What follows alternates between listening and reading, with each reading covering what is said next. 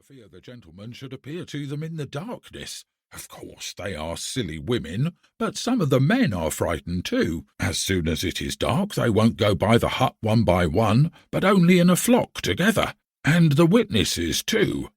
Dr. Starchenko, a middle-aged man in spectacles with a dark beard, and the examining magistrate Lyzhin, a fair man still young who had only taken his degree 2 years before and looked more like a student than an official, sat in silence, musing.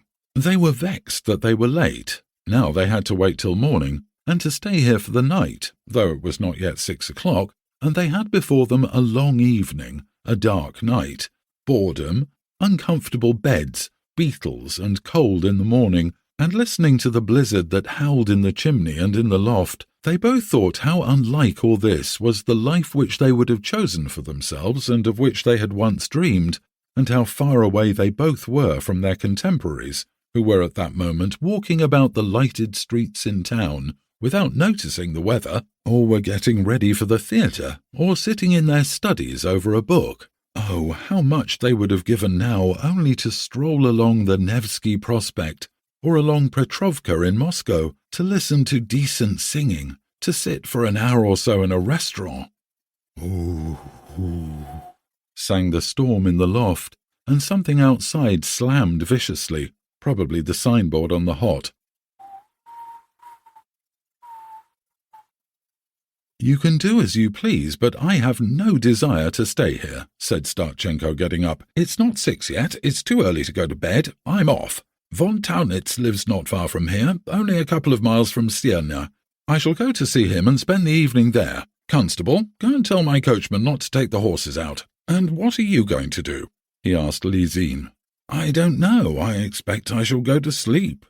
The doctor wrapped himself in his fur coat and went out. Lyzhin could hear him talking to the coachman and the bells beginning to quiver on the frozen horses.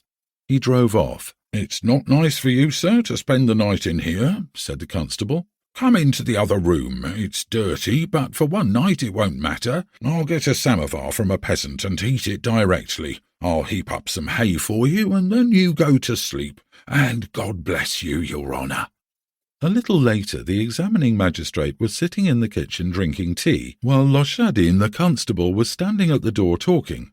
He was an old man, about 60, short and very thin, bent and white, with a naive smile on his face and watery eyes, and he kept smacking his lips as though he were sucking a sweetmeat. He was wearing a short sheepskin coat and high felt boots, and held his stick in his hands all the time. The youth of the examining magistrate aroused his compassion, and that was probably why he addressed him familiarly.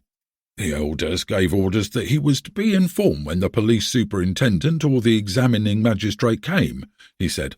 "So I suppose I must go now. It's nearly 3 miles to the Volost, and the storm and the snowdrifts are something terrible. Maybe one won't get there before midnight. Oof, how the wind roars." "I don't need the elder," said Lyzhin. "There's nothing for him to do here." He looked at the old man with curiosity and asked, "Tell me, grandfather, how many years have you been constable?" "How many? Why, 30 years. 5 years after the freedom I began going as a constable, that's how I reckon it. And from that time I've been going every day since. Other people have holidays, but I'm always going. When it's Easter and the church bells are ringing and Christ has risen, I still go about with my bag to the